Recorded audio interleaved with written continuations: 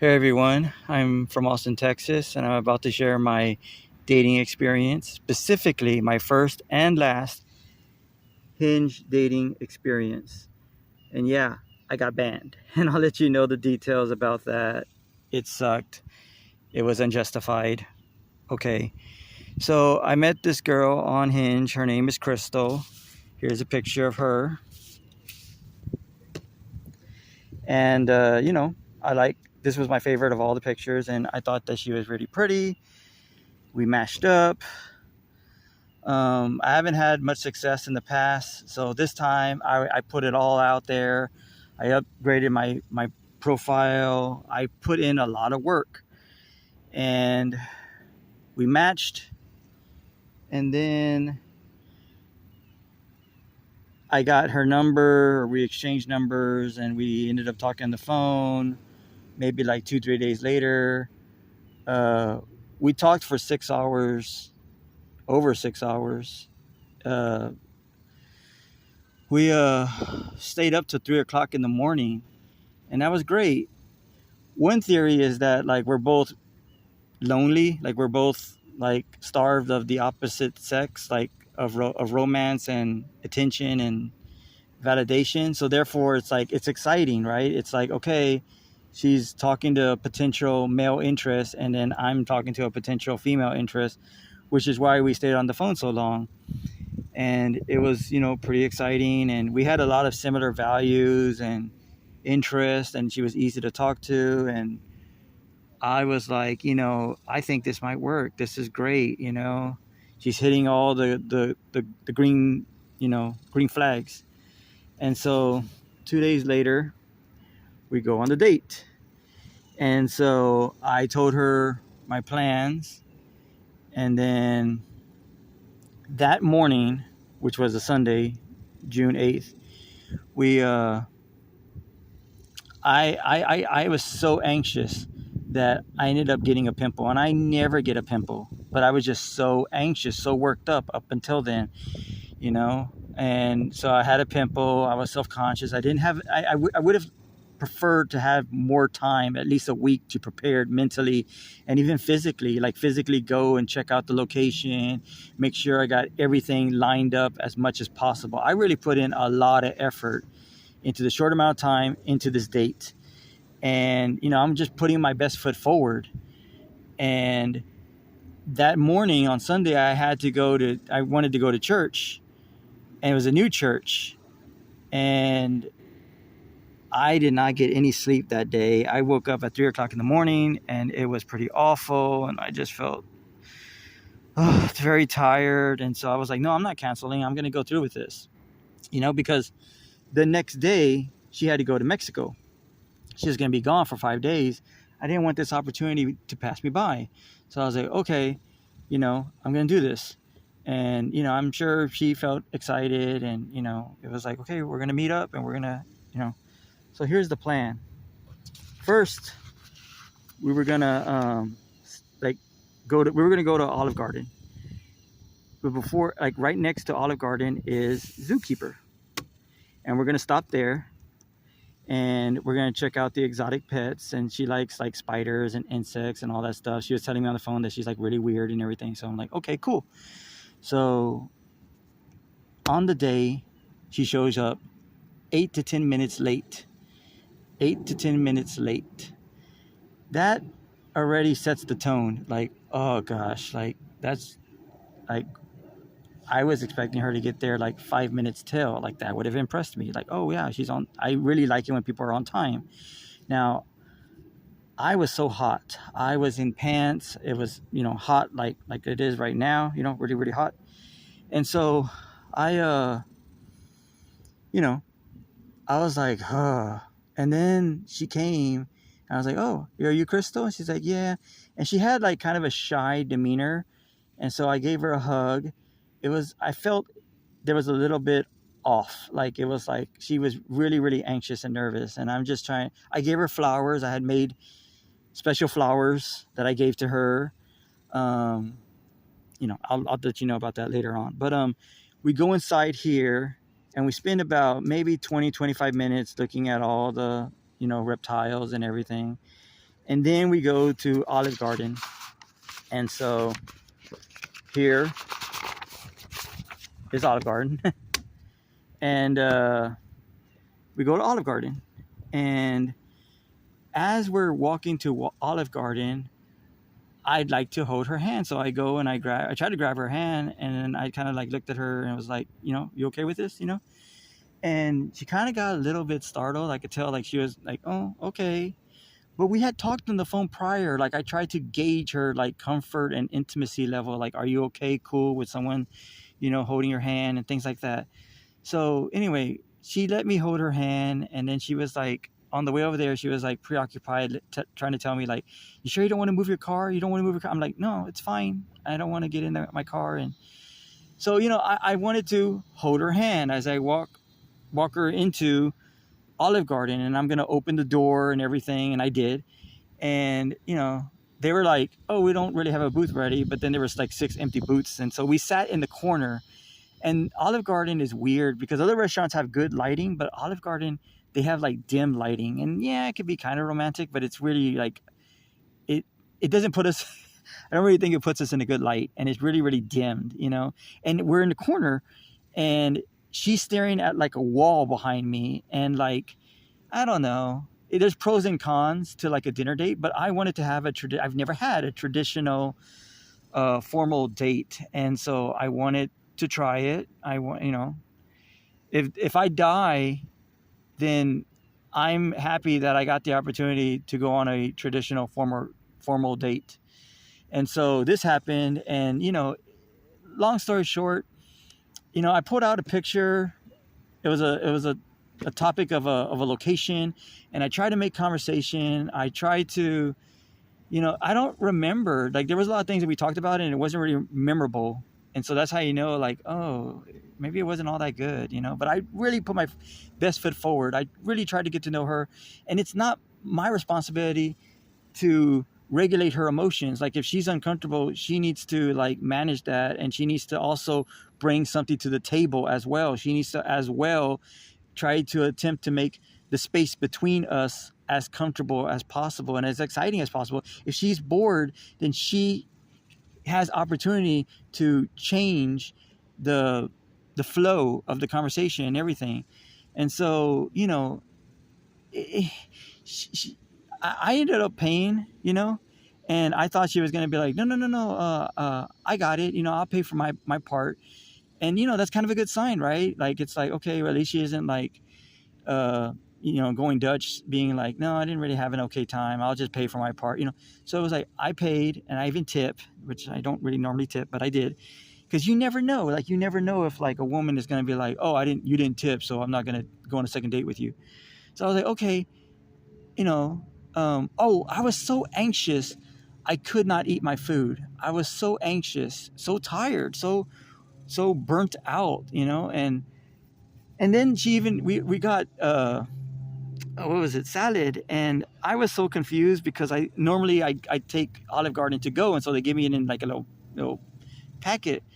And so when they brought the salad, I was just going to like not eat mine and then just take it to go later on. But she had said something to the waitress that like to put it all in one bowl, and so it was like, and then we ended up getting rid of it. And so it was like, I couldn't even like, things happened so quickly, and I wasn't really attuned to, like, I wasn't ready to respond towards like, I tried to be in charge. I tried to be the leader, but there were times in which she was like taking on the masculine role, that she was talking like, okay, we're good. And I'm like, no, I'll talk to the waiter. I'll let them know that, hey, we're doing all right. Thank you very much. All this stuff. Like, let me be in charge of that, like, and so one of the things that she brought up was, she brought this up in the phone conversation. Then she brought it up on the date, which is, I mentioned that I'm retired. That's it. And I even said on the phone conversation, look, I have money. I can take care of myself.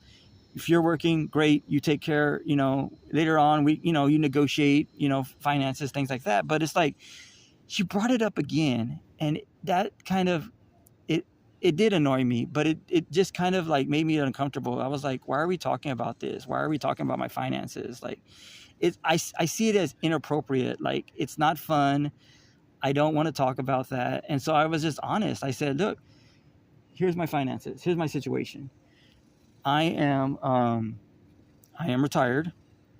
That means I am unable to work, or I choose not to work, and I get you know, I get compensation.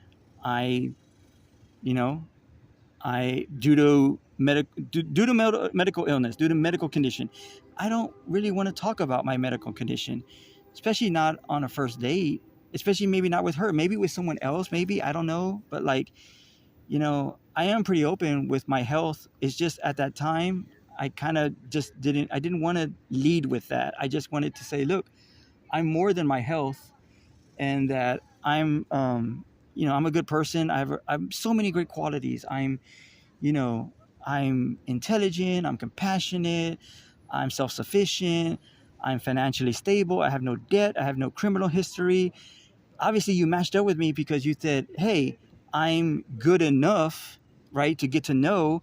So I didn't really see what's the issue. I didn't really understand what was going on. So that's what happened. And then, okay, so then she gets a phone call, right? She gets a phone call, and no, she gets a text message. My bad. She gets a text message, and it's from her sister that she lives with. Her sister locked herself out of her house, huh?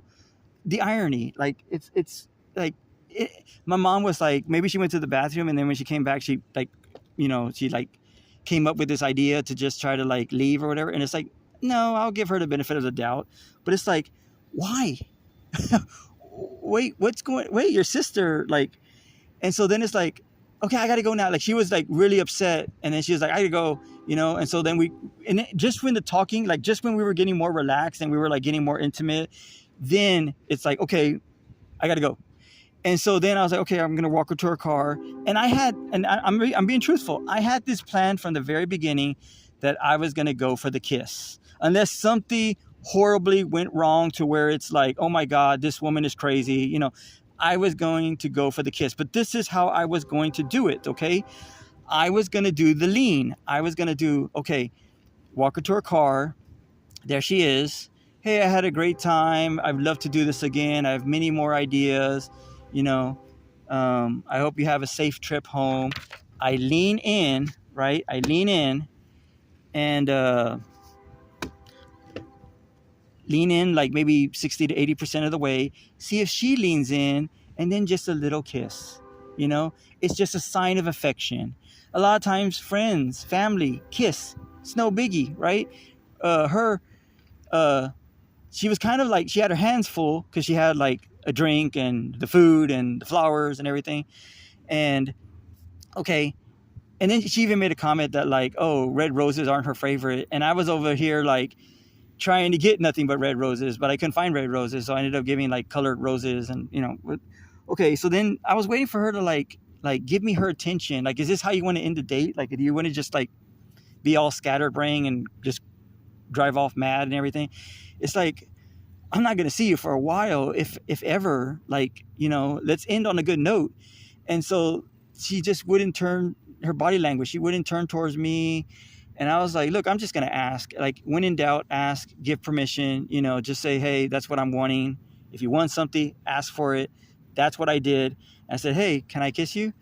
And she was like, she made a face, and it was like, oh gosh, it was like a disgust face, like almost an embarrassing face. And I'm like, oh, no, it's a problem. It's a problem. Like, I was trying to tell her that, and she was like, oh no, I'm sorry. I'm not ready for that yet. Okay. And so I'm thinking to myself, that doesn't mean anything. Like, that's cool. You're not ready. You don't want to kiss. Like, that doesn't mean, on the internet, they say that it doesn't mean anything. It doesn't mean that she's not interested. It doesn't mean that she doesn't want to go on a second date. It doesn't mean anything. I mean, it does mean like, okay, like that's information for me to consider. Like, okay, you don't want to, like, how long do I have to wait till I kiss you? The second date would be a little weird, because then it's like, well, I'm just going to go for the hug then, because I know you don't want to kiss me. So again, it does create some tension. So I'm like, okay. And then she gave me another hug. So I ended up getting 3 hugs, which is fine, And then she takes off to Mexico, and she's texting me every other day. I mean, like 5, 6 days, 7 days later, texting me. But I'm noticing that the texting is getting less and less and less. She's getting busy. And here's what happens. She ends up breadcrumbing and ghosting me, which I don't appreciate. It's very hurtful, and it sucks because, okay, she's kind of moved on her own terms, and I'm over here like, what happened? Like, you know, I I did I didn't see any deal breakers. I didn't see any like huge red flags, and I don't think she did either. I think it was just weird circumstances that just popped up, and we could have navigated it. We could have just said, "Look, this is what happened. Here's what I think and feel about it." She did. The last response I got from her was, "Hey, I'm sorry," because she told me to call her on a certain time, and I said, "Sure, 8 o'clock works for me. How about tomorrow if I call you at 8 o'clock?" I didn't hear from her at all within the next 24-hour period. I called her at 8 o'clock, nothing, went to voicemail. So she had texted me back and was like, "Oh, I'm really sorry, I'm busy." I'm like, if you're too busy, then what? Like, it's unfair to me to like try to play it on as if like you're ready and you want a long-term relationship, but then like there's always something that's going to come up. I'm busy too. What about my time? Like, I got things to do as well, but I want to invest in this relationship because I like you. At my age, I don't want to play any games, and I want to be in a long-term monogamous loving relationship. Don't you, Crystal? What happened? So again, it was just weird. And a few days later, I ended up getting banned from Hinge. So that was another like gut punch. Like, I was like, what happened? And then I was like, I tried to get it appealed, and they denied the appeal. They don't even provide any evidence. Like, they don't even say like, here's why. They just say like, we can't give you any information because we want to protect the other members. It's like, I'm not asking for I'm not asking for a name or anything. I'm just, when it's like, what did I do? They won't even say what I did. And then so I think it's a BS ban, because, and okay, so they asked for my ID. They went at a picture of my ID, and I think maybe that's what got me banned, because when I took a picture front and back of my ID, it has a different name on there, because on Hinge I used my nickname, and they didn't even want to, like, they don't even want to get my side of the story or anything. They just, believe all women, whatever. And I will admit that, like, I was a little provocative. They even encourage debate on Hinge. There's even a prompt on Hinge that says, let's debate about this. And so if I send a message, sometimes I'll send a message and just to try to get a response, just to try, like, women might say like they don't want children. And I might say, hey, how come you don't want children? Don't you think you'll regret it? Like, that's what I say. Or I'll say something like, if they're like pro-abortion, I might say, oh, hey, I think I heard on the internet that 90% of women are going to regret not having children. So I say something like, that's all I said. Like, I swear I did not harass or, any of the things. I did not break any of their rules. But I know online other people are like, I didn't, there's lots of other people that got banned. Sometimes they do stupid shit, but it's like, I'm kind of on the boat with other people that are like, yeah, dude, they just, whatever. They just took your money, and I paid. And so I lost the last week of my money. And so, it just sucked. My whole Hinge experience sucked. But here's the silver lining. What I'm thankful for. Here's the positive thing. Is that at the very least, I got a Hinge date. No kiss, but I got a Hinge date. And I got a Hinge date. And that was my goal from the very beginning. Like, let me just get one Hinge date, one Bumble date, one Tinder date. I just wanted to try it out, And so, mission accomplished. I reached my goal. I got a date on Hinge, regardless of how it happened, regardless. So yeah. I got a Hinge date, and that's great, I can, whatever happened on this date, good and bad, I can use it as experience. It's a life lesson. And, I'm very thankful. For Crystal for giving me the opportunity. And look, let me leave this on a positive note. Crystal, I think you're a wonderful person. You're probably anxious. You probably have some avoidant attachment issues. You're probably going through a lot, the move, everything. I hope your life gets organized. There's not a lot of options out there. I think I'm a wonderful person. I wish you would have reached me halfway. And, I'm just going to put this behind me, and I'm going to move on and try to get another date, whether that's in person or through another dating service. But, I tried. I really tried. And, I put my best foot forward, and, I'll leave you a message. I'm going to message you a short, directly to you, telling you how I felt about everything that happened. And so that's pretty much it. That's my dating Hinge experience. And, I'm really trying. I know I'm not, high value, and I'm not super rich, and I'm not this and that. And we're in a dating crisis, and you hear it all the time on the internet, how it's going to be pretty bad. And, I'm just really, really wanting to connect. I feel like I have the time and the energy to really put myself out there above all other men. And I just really hope that there's much good luck for my future. And I hope that Crystal, I hope that she stays safe, that she does stay safe, because it would be awful, like, if she continued and then she looks back and is like, oh man, I should have went with that first guy that I met. But yeah, that's it. So I really hope that that I that it I really hope that the both of us find what we're looking for. So, all right, thanks for watching, everyone. Please subscribe to my channel and give me a thumbs up. This is my Hinge experience. Of course, the actual experience, the nitty gritty of it all. There's little details, that I excluded, but it's all a learning experience. It's all about growth, and you just grow, and you just somehow you just try your best. And that's all I'm doing, is I'm just trying my best. So thanks for watching, everyone.